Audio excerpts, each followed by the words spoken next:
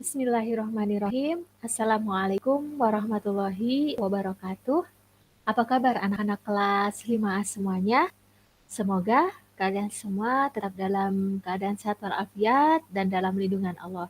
Amin ya rabbal alamin. Baiklah anak-anakku kelas 5A semuanya.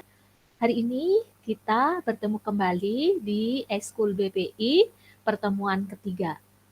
Kalau di pertemuan pertama kita membahas tentang ikhlas, di pertemuan kedua kita membahas tentang wudhu.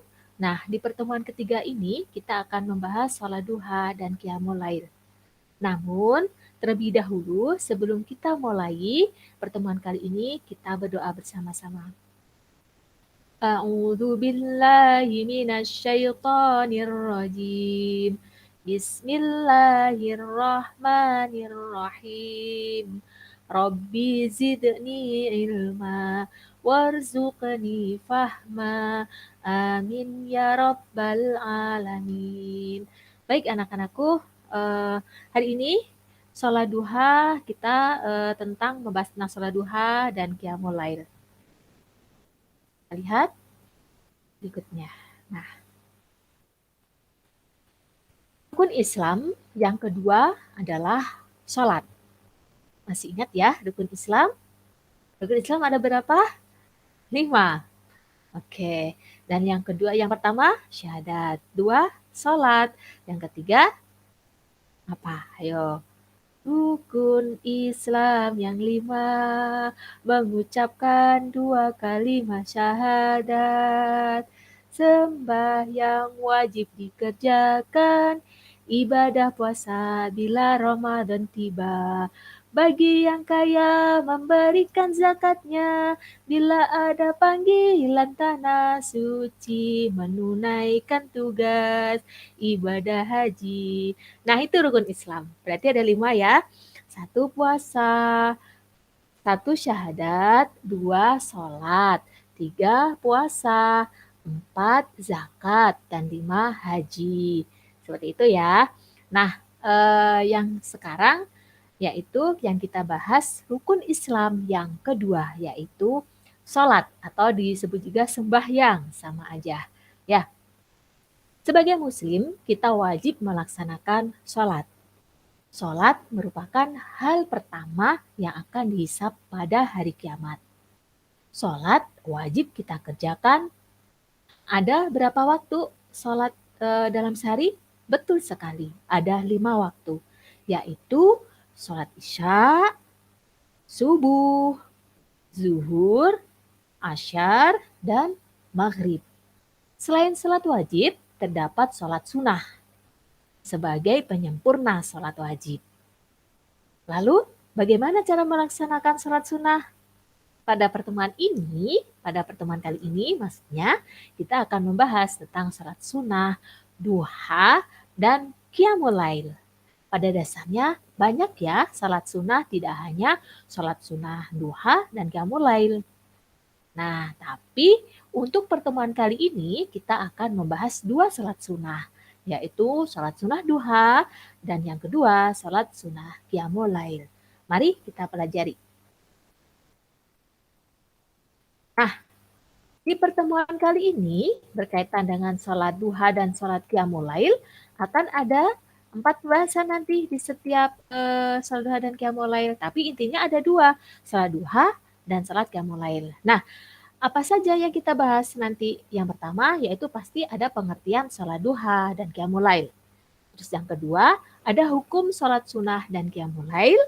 Dan yang ketiga ada tata cara sholat duha dan qiyamul lail.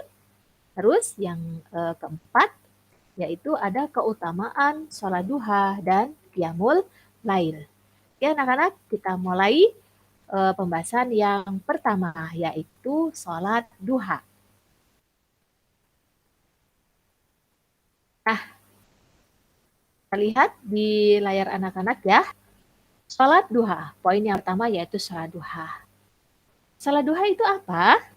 Nah, sholat duha adalah salah satu sholat sunnah yang dikerjakan pada waktu duha. Bu Ika ulangi lagi, sholat duha adalah sholat sunnah yang dikerjakan pada waktu duha, yaitu awal dari waktu siang atau mulai dari saat matahari terbit hingga menjelang siang. Paham ya yang digarisbawahi? Salat duha adalah sholat sunnah yang dikerjakan pada waktu duha, yaitu awal dari waktu siang, yaitu mulainya dari saat matahari terbit hingga menjelang siang.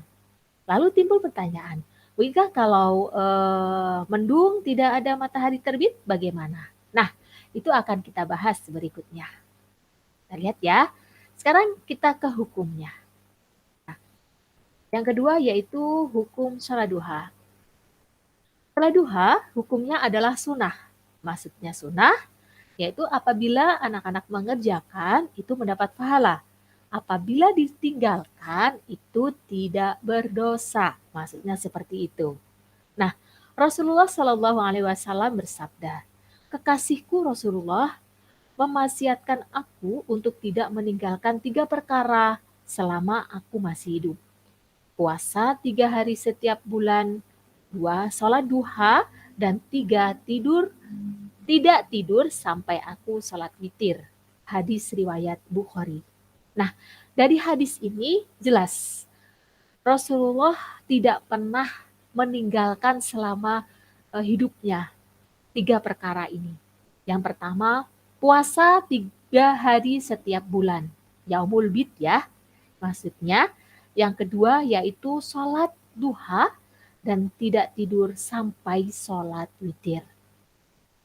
Terus yang ketiga. Nah, pembahasan yang ketiga yaitu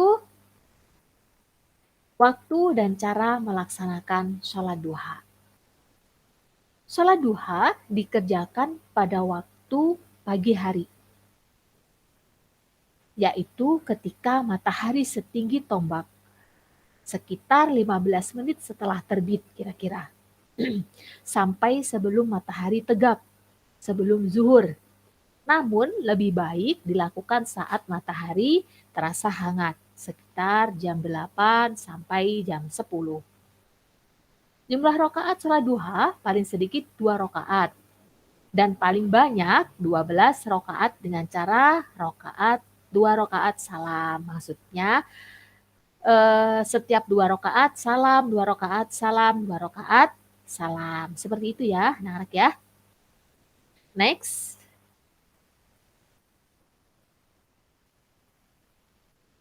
Selanjutnya di poin yang keempat dari salat duha yaitu keutamaan salat duha. Salat duha keutamaannya adalah salat duha merupakan salah satu wasilah khusus dari Rasulullah sebagai amal harian. Yang sudah disebutkan di hadis awal tadi ya. Yang kedua, salat duha termasuk salat awabin. Maksudnya yaitu salatnya orang-orang yang taat. Siapa yang merutinkan salat duha akan dimasukkan ke dalam golongan orang-orang yang taat. Seperti itu. Dan keutamaan yang ketiga atau yang ke-C yaitu pahala dan kedudukan 2 rakaat duha setara dengan 360 sedekah.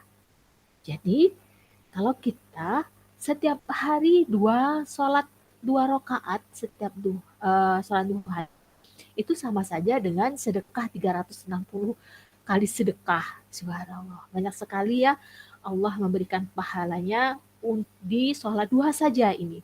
Belum amalan baik yang lainnya. Terus poin yang D atau keutamaan sholat duha yang keempat. Yaitu Allah Subhanahu wa taala berikan kecukupan panjang hari apabila melaksanakan 4 rakaat duha. Nah, kalau kita melaksanakan 4 rakaat, itu Allah akan memberikan kecukupan sepanjang hari tersebut. Kalau 2 rakaat itu sama saja dengan kita bersedekah 360 kali. Nah, kalau 4 rakaat itu selain pahala sedekah kita mendapatkan kecukupan sepanjang hari. Allah sendiri yang menjanjikan seperti itu ya. Yang keutamaan yang kelima atau yang ke-E yaitu pahala dari sholat duha setara dengan pahala mengerjakan umroh. Masya Allah ya. Kalau kita belum diberi kesempatan untuk pergi umroh, Minimal kita sudah mengerjakan sholat duha, itu sama saja kita sudah mengerjakan pahalanya mengerjakan umroh. Seperti itu anak-anak ya. Semoga kita semuanya bisa istiqomah untuk melaksanakan sholat duha. Seperti itu ya anak-anak ya. Nah, next. Sekarang kita lanjut ke poin yang B atau poin yang kedua, yaitu sholat qiyamul lail. Apa sih qiyamul lail itu? Nah, sebelum kita membahas sholat qiyamul lail, kita tahu dulu nih pengertian qiyamul lail, maksudnya qiyamul lail. Nah, qiyamul lail adalah menghidupkan malam dengan ibadah dan takarub atau mendekat kepada Allah Subhanahu wa taala. Meskipun hanya sesaat. Nah, qiyamul lail ini bisa dengan sholat, dengan zikir, tilawah, dan lain sebagainya. Jadi qiyamul lail itu tidak hanya sholat. Nah, ditekankan lagi ya, menghidupkan malamnya itu tidak hanya dengan sholat, yaitu bisa dengan zikir, selain sholat bisa dengan zikir, tilawah, dan yang lainnya. Nah, tapi yang kita bahas kali ini adalah yang mulainya tentang sholat. Nah, sholat salah satu dari sholat qiyamul lail yaitu sholat tahajud di sini. Sholat tahajud merupakan salah satu bentuk dari qiyamul lail, yaitu menghidupkan malam dengan melakukan sholat khusus yang dikerjakan setelah tidur. Nah, itu. Kalau tahajud khusus setelah tidur. Paham ya? Nah, biar lebih jelasnya kita lihat pengertian atau penjelasan yang berikutnya. Itu ya intinya qiyamul lail itu menghidupkan malam dengan hal-hal yang positif, dengan hal yang baik, tidak hanya sholat saja. Bisa dengan sholat, zikir, tilawah, dan yang lainnya. Itu termasuk qiyamul lail. Nah, salah satu dari poin qiyamul lail itu adalah laksanakan sholat. Nah, sholatnya ada sholat tahajud. Nah, sebenarnya bukan hanya sholat tahajud saja. Ada sholat tahajud, ada sholat witir, ada sholat taubat, ada sholat hajat, ada sholat tasbih, dan yang lainnya. Banyak ya sholat qiyamul lail. Nah, yang di pembahasan kali ini, sholat qiyamul lailnya yaitu sholat tahajud dan sholat witir. Ada dua, sholat tahajud dan sholat witir. Seperti itu ya. Oke, next kita lanjut. Hukum sholat qiyamul lail.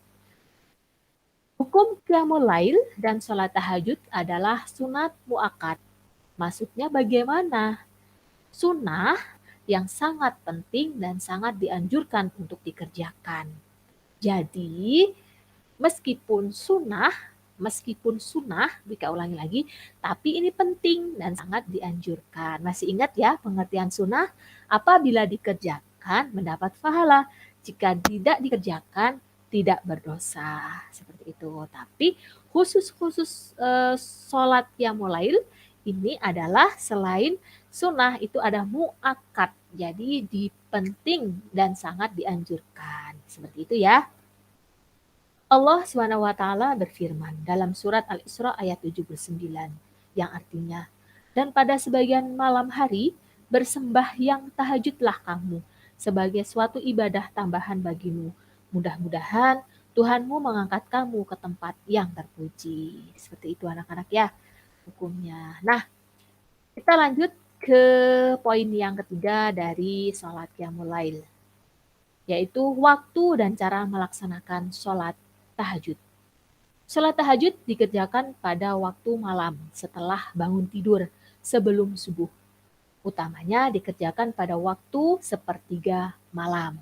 Nah, yang digarisbawahi di sini waktunya yaitu pada waktu malam. Bukan waktu siang, sore, ataupun pagi. Pada waktu malam.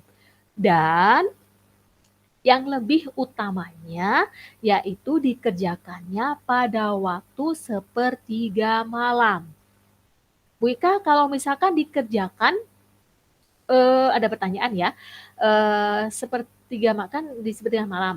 Nah, kalau misalkan saya habis sholat Isya, terus biar tidak ini, lalu saya mengerjakan 1 rakaat sholat witir, itu bisa nggak?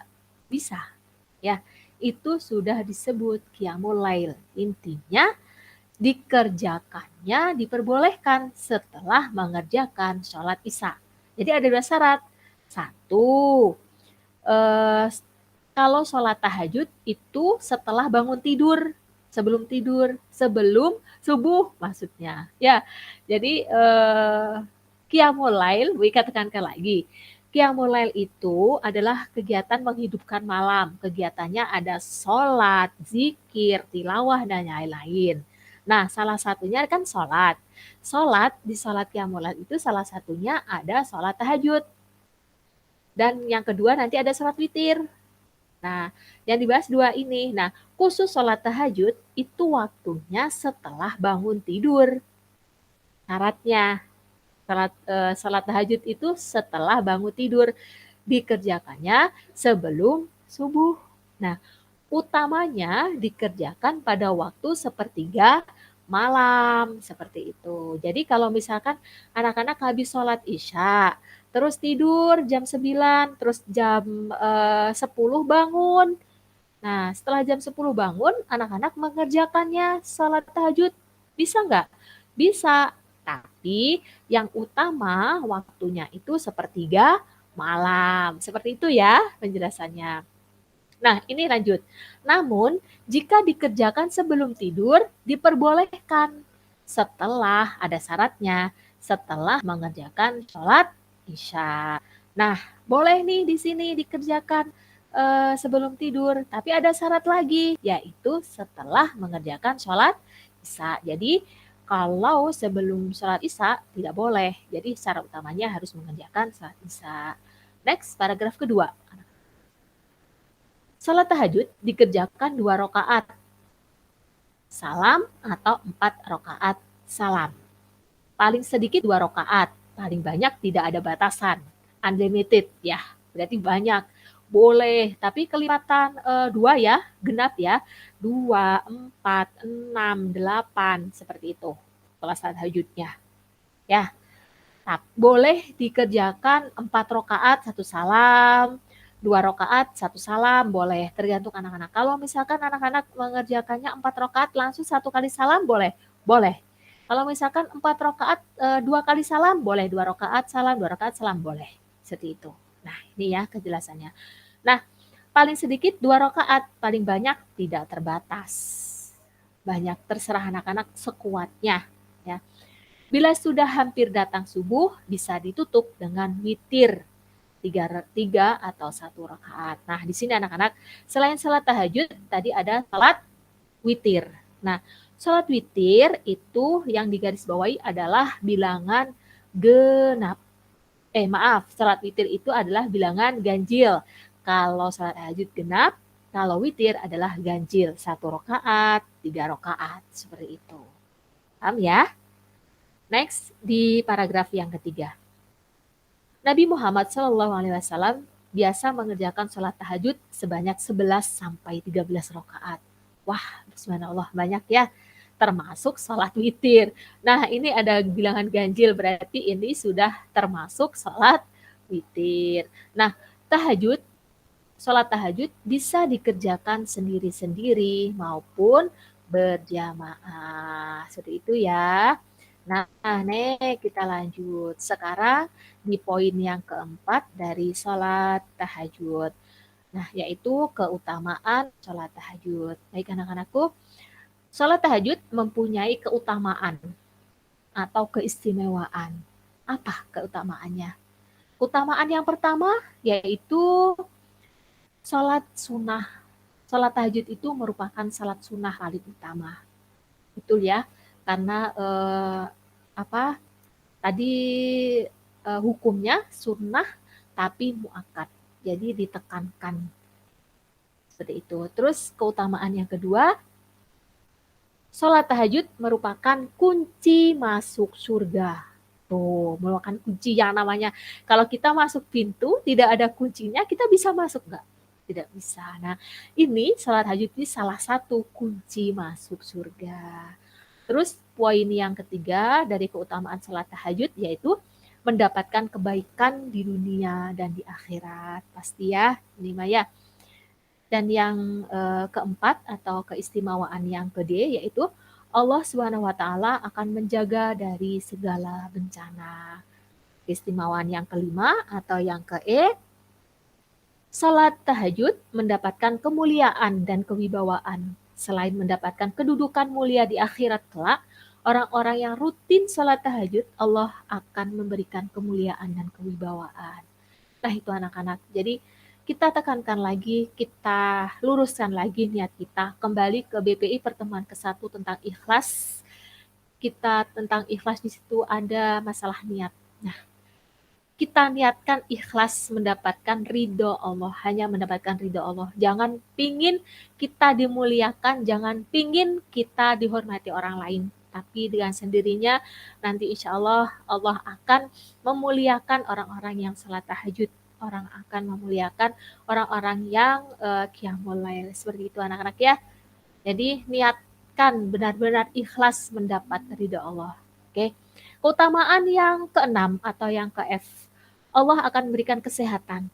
Dengan izin Allah, orang-orang yang mengamalkan sholat sunnah tahajud akan dijaga kesehatan dan dijauhkan dari penyakit. Subhanallah, banyak sekali ya. Eh, Sebenarnya banyak keutamaan sholat tahajud, tapi kalau kita bahas keutamaan hari ini tidak akan cukup, pasti akan banyak eh, keutamaan-keutamaan yang akan dibahas. Namun pertemuan kali ini kita cukupkan sampai 6 keutamaan sholat tahajud. Seperti itu anak-anak ya. Semoga kita semuanya bisa istiqomah di sholat sunnah, baik sholat sunnah qiyamul lail ataupun sholat sunnah duha. Seperti itu anak-anak ya. Nah, ini mah sebagai eh, kisah aja ya. Ini ada kisah inspiratif dari sholat duha. Maaf, dari sholat tahajud ya. Ini ada kisah tentang sholat tahajud. Nah, Bu Ika akan membacakan. Judulnya, Ayo Sholat Tahajud. Syekh Ibnu Zafar Al-Maki mengatakan, saya dengar bahwa Abu Yazid Taifur bin Isa Al-Bustami radhiyallahu an ketika menghafal ayat yang artinya, wahai orang yang berselimut Muhammad, bangunlah untuk sholat pada malam hari, kecuali sebagian kecil. Quran Surat Al-Muzammil ayat 1-2.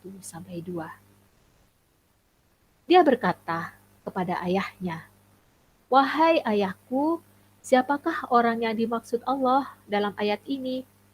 Ayahnya menjawab, wahai anakku, yang dimaksud ialah Nabi Muhammad Sallallahu Alaihi Wasallam. Dia bertanya lagi, wahai ayahku, mengapa engkau tidak melakukan sebagaimana yang dilakukan oleh Rasulullah? Ayahnya menjawab, wahai anakku, sesungguhnya yang mulai terkhusus bagi Nabi Muhammad dan diwajibkan baginya, tidak bagi umatnya.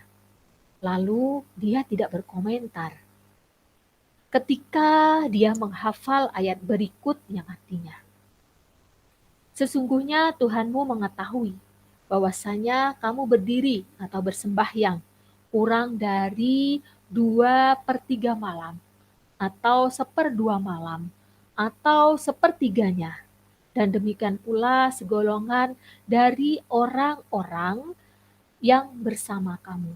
Quran Surat Al-Muzammil ayat 20. Lalu dia bertanya, wahai ayahku, saya mendengar bahwa segolongan orang yang melakukan qiyamul lail, siapakah golongan ini? Ayahnya menjawab, wahai anakku, mereka adalah para sahabat. Semoga ridho Allah Subhanahu wa taala selalu melimpah kepada mereka semua. Dia bertanya lagi, wahai ayahku, apa sisi baiknya meninggalkan sesuatu yang dikerjakan oleh Nabi dan para sahabatnya? Ayah menjawab, kamu benar anakku. Maka setelah itu ayahnya melakukan qiyamul lail dan melakukan sholat. Kemudian pada suatu malam Abu Yazid bangun. Ternyata ayahnya sedang melaksanakan sholat. Lalu dia berkata, "Wahai ayahku, ajarilah aku bagaimana melaksanakan sholat." Lalu dia berkata, "Wahai ayahku, ajarilah aku bagaimana cara saya bersuci dan sholat bersamamu." Lantas ayahnya berkata, "Wahai anakku, tidurlah, karena kamu masih kecil." Dia berkata, "Wahai ayahku, pada hari pada hari manusia keluar dari kuburnya dalam keadaan berkelompok-kelompok untuk diperlihatkan kepada mereka balasan semua perbuatannya. Saya akan berkata kepada Robku, sungguh saya telah bertanya kepada ayahku tentang bagaimana cara bersuci dan sholat. Tetapi ayahku menolak menjelaskannya. Dia justru berkata, tidurlah, kamu masih kecil. Apakah ayah senang jika saya berkata demikian?" Kemudian ayahnya menjawab, "Tidak, tentu tidak anakku. Demi Allah, saya tidak suka demikian." Lalu ayahnya mengajarinya, sehingga dia melakukan sholat bersama ayahnya. Wallahu a'lam bishawab. Subhanallah. Ya, anak-anak ya, dari kisah itu betapa pentingnya kita sholat qiyamul lail. Meskipun sholat qiyamul lail itu adalah sunnah, tapi sunnah muakkad. Sunnah yang ditekankan, yang di, sangat dilakukan, harus dilakukan seperti itu.